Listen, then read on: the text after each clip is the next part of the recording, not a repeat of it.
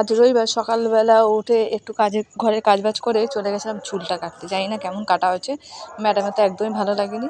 ঠিক আছে, অনেক দিন পর আজকে আমি একটা রান্নার ভিডিও করতে যাচ্ছি। আজকে আমি রান্না করছি, সেটা হচ্ছে রাজমা। তো আমি ওগুলো তৈরি করার আগে ভিডিওগুলো করিনি, হঠাৎ মনে হলো ভিডিও করি তাই করছি। একটু আমি সামান্য তেল আর তার মধ্যে 4-5 একটুখানি গোটা জিরে আর একটু সামান্য পেঁয়াজ কেটে আমি দিয়ে দিয়েছি। আর এই মিক্সির মধ্যে যেটা করা আছে সেটা হচ্ছে আদা, রসুন, ধনেপাতা আর কাঁচা লঙ্কা। তো আমি এর মধ্যে শুকনো লঙ্কা বা লঙ্কার ওপরে ইউজ করছি না। তো আমি কী করেছি, পেঁয়াজটা আর জিরেটা হালকা ভেজে নিয়েছি, খুব ব্রাউন করিনি, হালকা ভেজে নিয়ে আমি এর মধ্যে ওটা লাল করে আমি টমেটোটা ভেজে নেবো, কারণ শীতের টমেটো না একটু টাইট হয়, তো শক্ত টাইপের হয়, হাইব্রিড টাইপের। তো আমি ভাবলাম আগে একটু ভেজে নিই, তাহলে ওটা তাড়াতাড়ি গলে যাবে। আর প্রেশার কুকারে আমি রাজমাটাকে সেদ্ধ করতে দিয়ে দিয়েছি। প্রায় হয়ে এসছে আমার রাজমাটা সেদ্ধ হয়ে গেছে। এই যে খুব অল্প পরিমাণে, কারণ এটা শুধু আমার জন্যই করছি, বাড়িতে কেউ এরকম পছন্দ করে না। আর তার মধ্যে একটা ছোটো একটা আলু আমি ছোটো ছোটো করে টুকরো করে রেখে দিয়েছিলাম। যে প্রায় টমেটোটা ভাজা হয়ে হয়ে গেছে। তো আমি কী করবো, এর মধ্যে ভাবছি যে আলু দেবো না মশলা দেবো বুঝতে পারছি না, তাহলে আমি মশলাটাই দিয়ে দিই। আমার এটা খুব ভালো লাগে আলাদাভাবে কিছু করতে।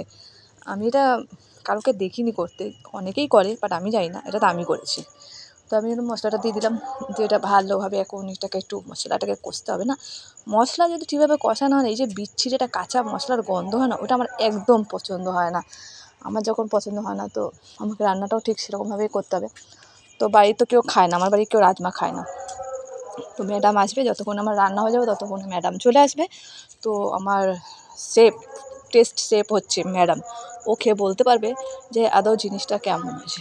আমি যেমন ভাবছি তেমন হয়েছে, বিচ্ছিরি হয়েছে না, সত্যি খুব সুন্দর হয়ে গেছে। কে জানে, আমাদের এখানে যে 26শে জানুয়ারি বলে চারিদিকে খেলা হচ্ছে, ছাদে উঠেছি, আওয়াজ হয়তো নিশ্চয়ই পাচ্ছেন, খেলাধুলা হচ্ছে। আমি গেছিলাম মাঠে একটু খেলা দেখতে, বাট ভালো লাগছিল না বলে আবার চলে এসেছি। আমি এটা সামান্য পরিমাণে নুন দিয়ে দিয়েছিলাম, আর সামান্য পরিমাণে হলুদ দিচ্ছি, যাতে জানেন তো রান্না করতে গেলে সব কিছু একটু সামান্যই দিতে হয়, খুব দিয়ে দিলে টেস্ট বেকার হয়ে যাবে।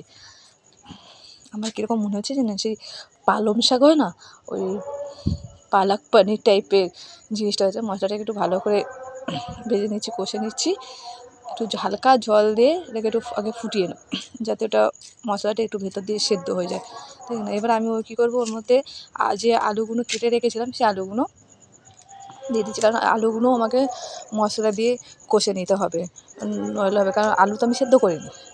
আমার তো ভুল ওইটাই হয়েছে, আমাকে একটু রাজমার সাথে একটু সেদ্ধ করে নিলে ভালো হতো আলুটা। ঠিক আছে, কোনো অসুবিধা নেই, আপনারা যারা করবেন তারা আলুটাকে সেদ্ধ করে নিতে পারেন বা আলুটাকে ভেজে নিতে পারেন, বাট আমি দুটোর মধ্যে কোনোটাই করিনি। আমি চেয়েছিলাম মশলাটা সত্য ওইটাকে সেদ্ধ করবো, এই জন্য আলাদাভাবে আমি সেদ্ধ করিনি। আমার যেন মনে হচ্ছে যে আমি পনির দিয়ে দিয়েছি একেবারে, মানে পালক পনির হয় না, আমার মনে হচ্ছে যেন আমি সেরকমই বানাচ্ছি। কী বানাচ্ছি আর কী ভাবছি, তাই কি না? তো আমি ভাবলাম যতক্ষণে ওগুলো হচ্ছে ততক্ষণে আমি রান্নাঘরটাকে খুব একটু নোংরা করে দিয়েছি, তো সেটাকে একটা পরিষ্কার করতে হবে।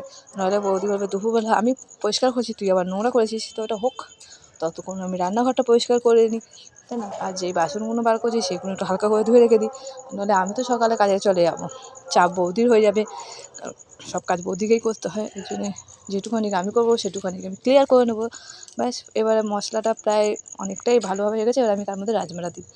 রাজমাটা দিয়েও আমাকে মশলাটা কষতে হবে, তাই কি না? নাহলে তো রাজমার মধ্যে মশলা আসবেও না, তো বেকার হয়ে যাবে। তাই জন্য একটু মশলাটা দিয়ে রাজমাটা একটু ভালোভাবে নাড়াচাড়া করে নিচ্ছি আমি। কী জানি, আমাদের এখন মনে হচ্ছে আমি কচু শাক তৈরি করছি, রাজমা গায়েব হয়ে যাচ্ছে, কচু শাক ফিল আসছে, কী করছি নিজেই বুঝতে পারছি না। মানে একটা রান্না বলে 3 রকমের মানে দেখতে। তো আমি করছিলাম মিক্সির মধ্যে গায়ে যে মশলাগুলো লেগেছিলো সেটাকে আমি জল দিয়ে ধুয়ে রেখে দিয়েছি, কারণ ওর মধ্যে একটু মশলা ছিল। তো সেটা দিয়ে আমি এখন একটু ফুটিয়ে নেবো হালকা করে, যাতে মশলার ওই পুরো মশলাটা এর মধ্যে চলে যায়। এরপরে আমি আবার জল দিয়ে এটাকে ফোটাবো, পরে এই মশলার জলটা দিয়ে আমি এটাকে ফুটিয়ে নিচ্ছি, যাতে পুরো মশলাটা রাজমার আলুর মধ্যেই থাকে, ঠিক না? তো এগুলো হতে থাক, ততক্ষণ আমার মনে হয় আমার এখন অনেক অনেক অনেক কাজ আছে। শুধু এই যে ফুটছে, উফ!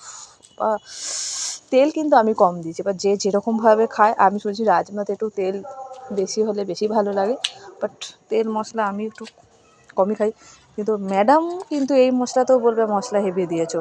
আমি কিন্তু খুব একটা মশলা দিইনি, খুব খুব কম পরিমাণে একটা ছোট্ট একটা পেঁয়াজ দিয়েছিলাম, হার্ডলি ছোটো ছোটো 6-7-8খানা মতো রসুন দিয়েছিলাম, আর আদাটাও খুব কম দিয়েছিলাম।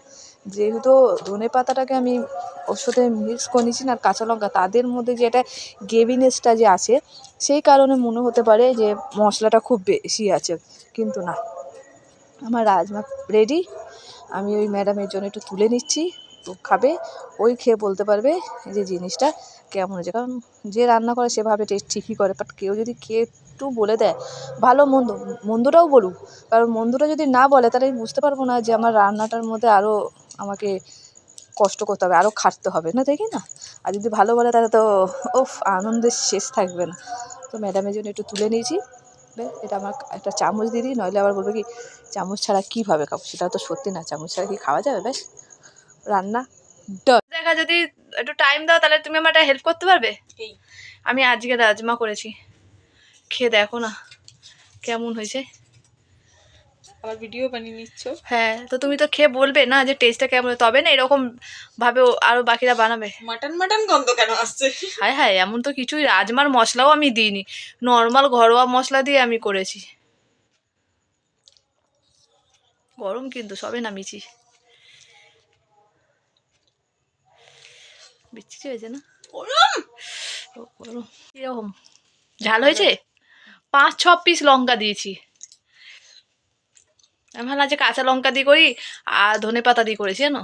ভালো হয়েছে, কিন্তু তুমি খেতে পারবে না। কেন? নুন বেশি হয়ে গেছে। নুন বেশি হয়ে গেছে? যা খেলো, আমি তো নুন কম দিলাম, তাও বেশি হয়ে গেল। নুন বেশি হয়েছে। আমার কালকে, তাহলে কালকে একটু জল দিয়ে ফুটিয়ে দিলে কি কম হবে? তোমার জন্য নুনটা বেশি হয়ে গেছে। তোমার জন্য ঠিক আছে না, আমার জন্য বেশি আছে। আমার জন্য বেশি আছে মানে তোমার ভালো লাগবে, খেয়ে দেখো। তার মনে ব্যথা দিয়ে কেন খাওয়াতে যাচ্ছ আমাকে?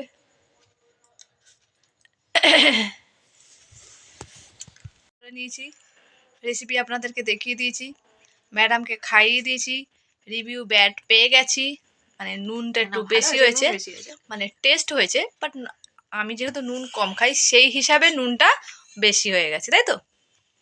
কি টেস্ট কি হয়েছে? টেস্টি হয়েছে, করে করে দেখতে পারেন এরকম ভাবে। আমি এরকম আমার ভিডিও করতে ইচ্ছা না, সব সময় একেবারে সুন্দর টপ ক্লাস ভিডিও করতে চাই, কখনো কত রিয়েল ফেসটাও দেখাতে হবে না। তো আমার এই রাজমা করাটা একটু লাইক, কমেন্ট, শেয়ার, সাবস্ক্রাইব করে দিন, তাহলে কিন্তু আমি আবার নতুন কিছু, যদি এটা নতুন না, আমি যেটা বানাবো সেটা আপনাদের সামনে নিয়ে আসবো। ঠিক আছে, চলুন, bye, good day, good night.